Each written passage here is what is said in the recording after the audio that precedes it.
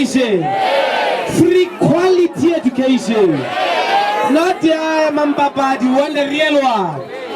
So when I say, Wezuma, Asilwinawe, Silwana Mapu, Rayuja, Wezuma,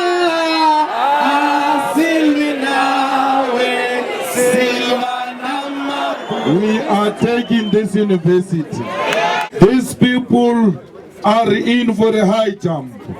They are in for a serious shock on Wednesday and in 2014. Because this giant which was born just on Sunday is causing waves everywhere. This EFF they are speaking about is as if it's an organization which has got 200 years. Yet it's a new organization.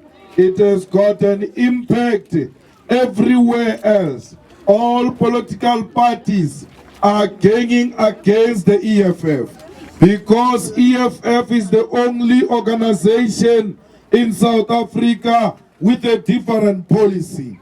There is no organization in South Africa which says we must expropriate the land without compensation. Those who are saying they have paid and those who have said they've paid for the land, we have been asking for a receipt because you can't pay and do not have a receipt.